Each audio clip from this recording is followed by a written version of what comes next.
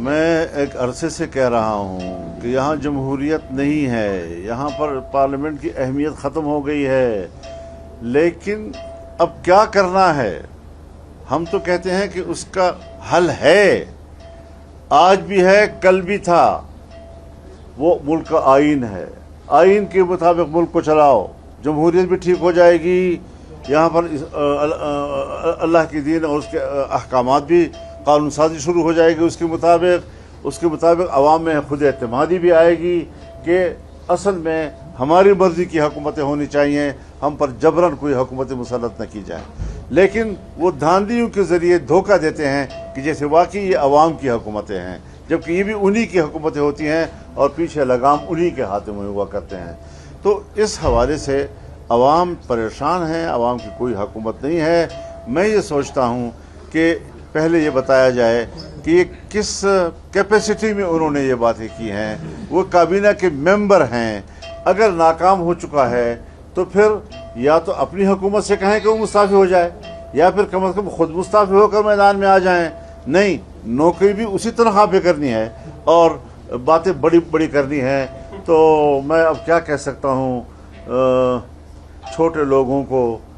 بڑا کہنا پڑا ہے، مجھ کو اکثر ایسی تکلیف کئی بار اٹھائی میں نے۔ مولانا صاحب، آئین کی بات آپ کرتے ہیں، 73 کے آئین میں بہت سی تبدیلیاں آئی ہیں، ترامیم آئی ہیں، پھر وہ آئین تو وہ نہیں رہا جس کی آپ بات کر رہے ہیں۔ دیکھیے، آئین بنتا ہے، آئین کا مقام جو ہے وہ یقیناً ایک بہت بڑے دستاویز کی ہوتی ہے، لیکن وہ قرآنی دستاویز نہیں ہے کہ اس میں کوئی تبدیلی نہیں کی جائے۔ تبدیلی کی بھی اپنے اصول اور ضوابط اس کے اندر ہیں، پارلیمنٹ اور اس کی 2/3 اکثریت سے۔ چنانچہ جب بھی مارشل لائیں آئی ہیں اس نے حلیہ بگاڑ کر رکھ دیا ہے اس آئین کا، لیکن بڑی محنت اور کوشش کے بعد ایک 18ویں ترمیم آئی جس میں آئین کو اول سے لے کر آخر تک اس کی اصلاح کی گئی۔ تمام پارٹیاں، انہوں نے 9 مہینے اس پر کام کیا۔ جتنا کام سن 73 کے پورے آئین کے بننے پہ ہوا تھا اس سے کہیں زیادہ وقت جو ہے وہ 18ویں ترمیم نے لیا تھا، جس میں تمام پارٹیاں ایک چھت کے نیچے بیٹھی اور انہوں نے اس پر کام کیا اور ایک متفقہ ترمیم جس سے کہ آئین کی اصلاح ہو گئی۔ اس کے بعد ابھی جو 26ویں ترمیم آئی،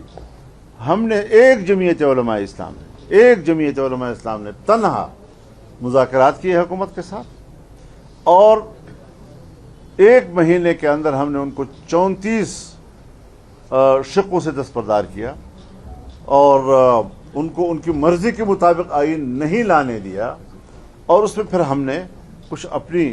مطالبات شامل کیے، سود کے خاتمے کے حوالے سے، وفاقی شرعی عدالت کے حوالے سے، اسلامی نظری کونسل کے سفارشات کے حوالے سے وہ قبول ہو گئیں، دینی مدارس کے حوالے سے ترمیم آئی، آج وہ سب بھول گئے ہیں جیسے کوئی بات ہوئی ہی نہیں تھی، نہ اس پر کوئی عمل درآمد ہو رہا ہے۔ تو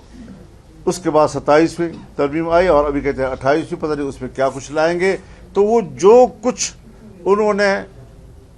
26ویں ترمیم میں تسلیم کر لیا تھا، اب وہ مقاصد دوبارہ جو برے مقاصد ہیں، جو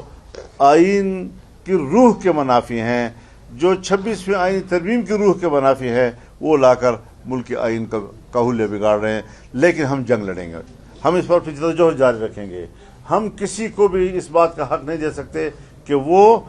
آئین کو اپنا کھلونا بنا لے، وہ قومی دستاویز ہے۔ ہم اجازت نہیں دے سکتے کہ وہ پارلیمنٹ کو کھلونا بنائیں۔ پارلیمنٹ آزاد ہے اور اس کو پورے اختیار کے ساتھ عوام کا نمائندہ بن کر سامنے آنا چاہیے۔ صاحب، آپ نے بار بار بات کی کہ آئین میں ترامیم کی گئی، اپنی مرضی سے کی گئی، لیکن جتنی بھی ترامیم ہوئے وہ پارلیمنٹ میں ہی ہوتی ہیں، وہاں پہ پولیٹیکل پارٹیاں موجود ہیں، پولیٹیکل پارٹیاں وہاں پر ووٹ بھی کرتی ہیں، پھر باہر بات آ کر وہ عوام سے آئین کی بھی بات کرتی ہیں۔ تو جب سیاسی جماعتوں نے ہی آئینی ترامیم کو منظور کروانا ہے تو پھر عوام کس کی طرف دیکھیں؟ ایک بات میں بتا دوں آپ کو، ذرا تھوڑا نوٹ کر لیں اس چیز کو۔ سیاستدان، سیاسی جماعتیں یہ ایک طبقہ نہیں ہے،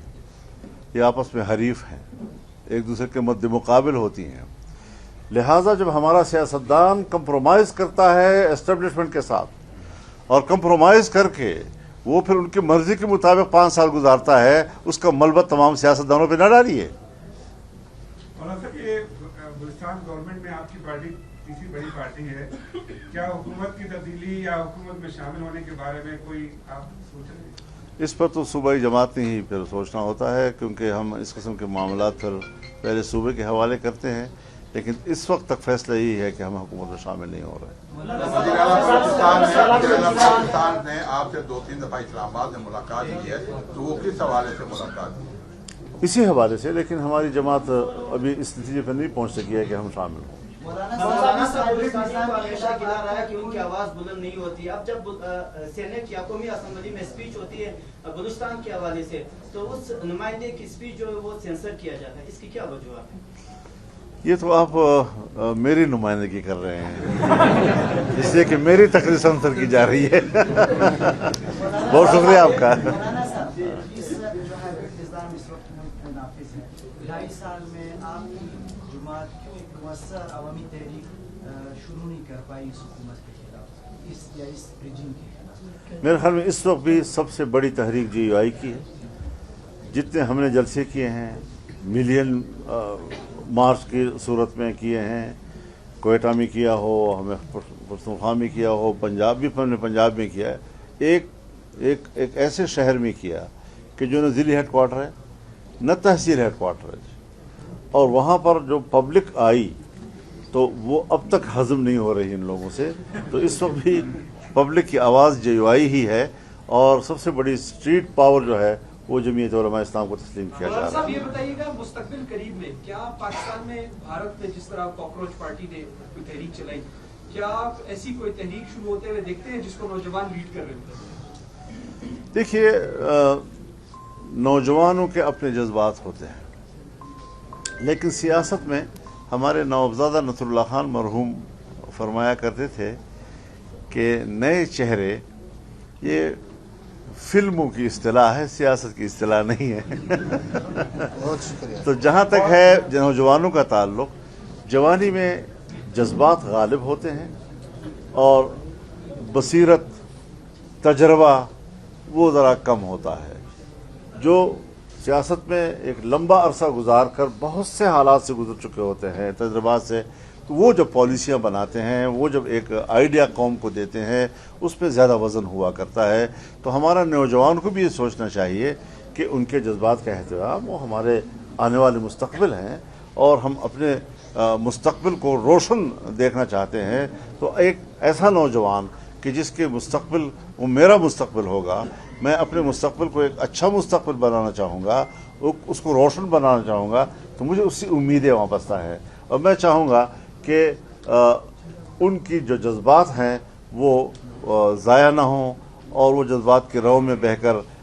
ایسی تحریکیں کہ جس سے کے بعد جو آپ کی تجربہ کار سیاست ہوتی ہے، جن کو حالات سے گزرے ہوئے وہ عرصہ گزر چکا ہوتا ہے، وہ پس منظر میں چلے جاتے ہیں، اس سے بحران میں پیدا ہوتی ہے۔ مولانا ڈاکٹر مالک صاحب نے آپ سے بھی ملاقات کی، اسلام آباد میں پرائم منسٹر سے بھی ان کی ملاقات ہوئی ہے، اب خبریں گرم ہیں کہ وہ وزیر اعلیٰ بلوچستان بنائے جا رہے ہیں، تو جمعیت کیا سمجھتی ہے؟ کیا آپ سے جو ملاقات ہوئی تھی وہ کوئی سیاسی ملاقات تھی یا اس سلسلے میں، یا پھر اگر ڈاکٹر مالک وزیر اعلیٰ بنتے ہیں تو